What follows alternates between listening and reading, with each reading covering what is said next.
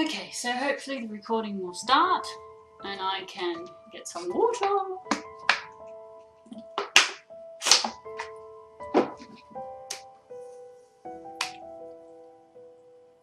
2 more days, 1 more day.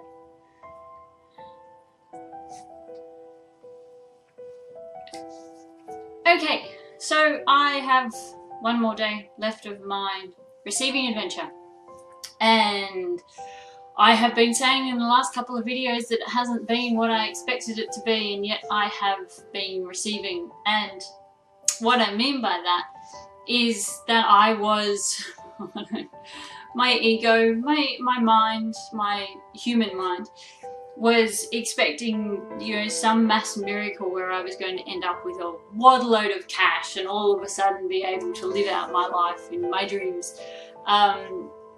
And how it has become is that I realized, oh, let me tell you a quick story first, because it kind of makes sense. In, is it Evan Almighty? Bruce Almighty. In Bruce Almighty, God says, if you, and I'm sort of summarizing and I can't remember that exact words, but he says, if you ask for patience, do you think God gives you patience, or do you think God gives you reasons to be more patient? And I've always loved that. I've always heard that and thought that makes sense. And for me, this is what the receiving has kind of been about. It wasn't about me receiving. It was, you know, necessarily receiving, but it was about me understanding how to receive, and, you know, learning how to receive. And that, I kind of feel like that's what I've done in a way. I understand what's been blocking me from receiving, and I said it in yesterday's video, I think. The thing that's been blocking me from receiving is me not being willing to acknowledge how I am receiving and where I am receiving. I receive so much, and yet I sit in this energy of I'm not receiving, and then wonder why, you know, the stuff that I want, that I really want, which is, you know, outside the bare minimum of existence, isn't coming to me. And I understand why now. I feel like I understand why now. If I want to receive outside of the bare minimum, then it's opening myself up to acknowledging and embracing what I am receiving. So today,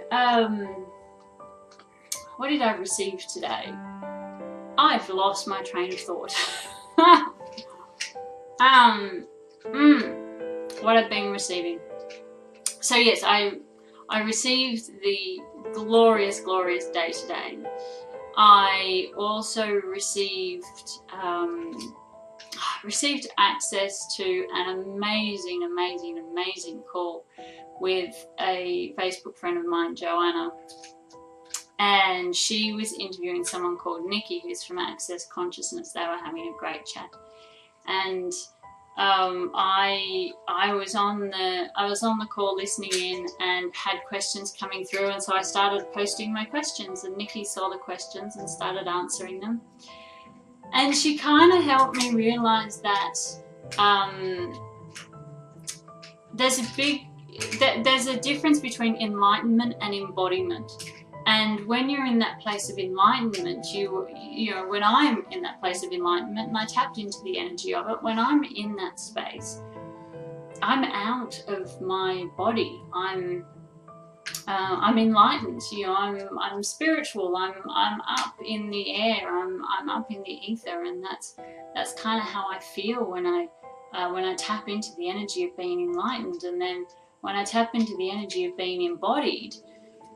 Well, that's kind of different. There's a whole world of holy crap and freak out and what the fuck, and it's yeah, really interesting. There's still an aspect of me that struggles being human, that really struggles being human, and it's kind of been an interesting process. So That kind of doesn't really cover my receiving, but it does segue quite nicely into my next 30 days, which I got today, which is essentially who the fuck am I? That's my next 30 days, is figuring out who I am. And yeah, so that's, I mean, I was receiving, that's what I received.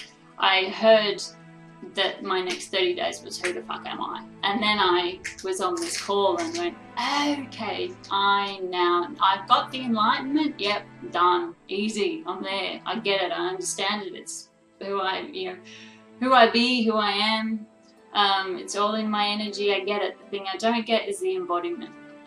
That's the bit I don't quite understand yet. So that's kind of what the next 30 days are, is understanding who I am. And I did put up a post yesterday which was, be really, really careful of when you say I am, because typically if you say I am and you use it to define who you are as a person, then you're really limiting yourself, because any I am statement can either be I am and this is who I am and this is it, or it can be I am in this moment right now.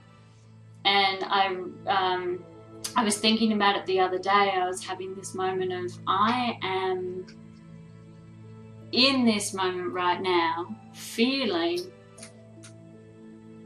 I think I said enlightened or expansive or something. And I realized from that, well, hang on a minute. So I'm not expansive and enlightened as a whole, as a complete creation. I am expansive and enlightened in that particular moment. So that's been quite interesting for me. Yeah, being in the energy of I am, and recognizing that the I am statements that I might make, they don't define who I am as a person. They don't, that's not all I am. That's not everything that I am. That's a piece of who I am in that moment. And I get a feeling that that's going to be part of the next 30 days, is really recognizing that and sharing the me in each moment, not sharing the me in the moment and thinking that's all of me. What else?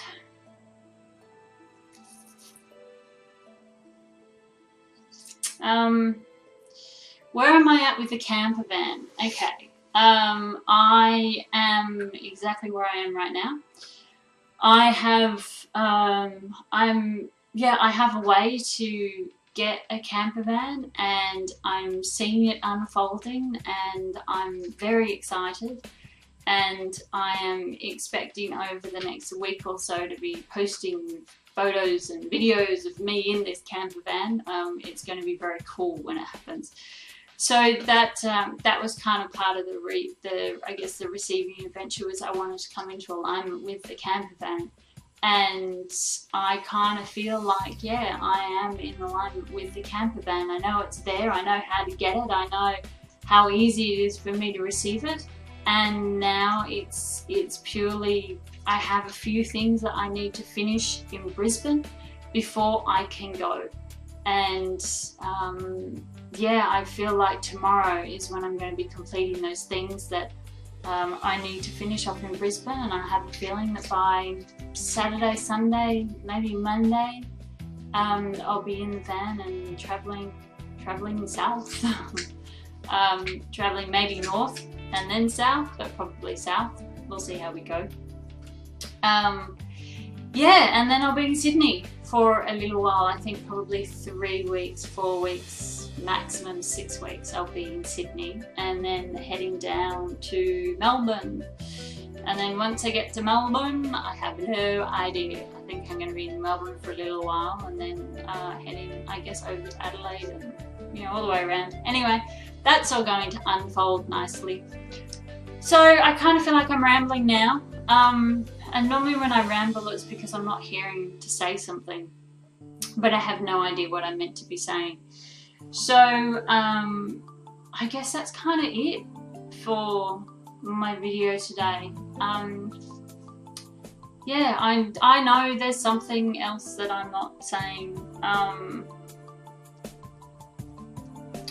Oh God, okay. I want to, and feeling the need to and the inclination to share a concept that I've been understanding and getting. And people say it all the time. People have always said it to me, you know, you'll always get what you want even though it doesn't come to you in the way that you thought. And I've always kind of looked at that and gone, what the fuck are you talking about? What the fuck does that mean? Hang on a minute. Okay, dog chewing the bone. Need to make sure he was in bed. Yeah, so this concept that people say it never comes in the way that you thought it would, and I've been looking at that, I've been wanting to understand it over the last couple of weeks, and I've been seeing it happening in front of me.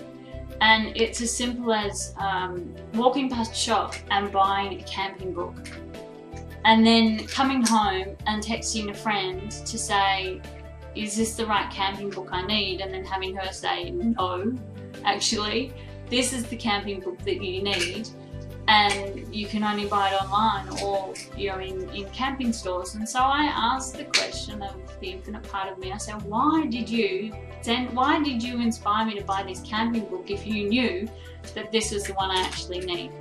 And they said, because it was a stepping stone. Buying this camping book was a stepping stone to you contacting your friend and asking her, what's the actual book I need? It's a stepping stone. I thought, okay.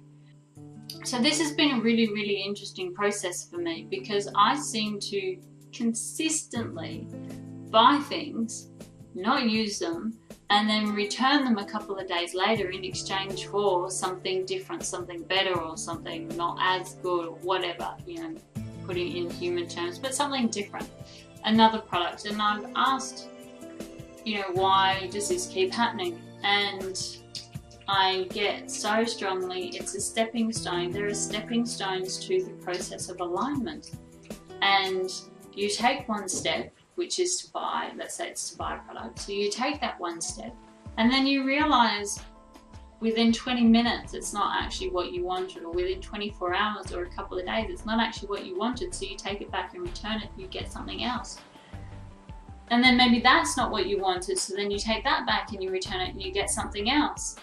And this can be an ongoing process, and I can see how it's almost like Esther and Abraham describing the emotional scale. It's quite difficult for some people to go from helplessness or powerlessness all the way up to love. It's quite a big step. So they go through the emotional scale and they take it piece by piece, and they go through in pieces because it's easier than taking that gigantic leap.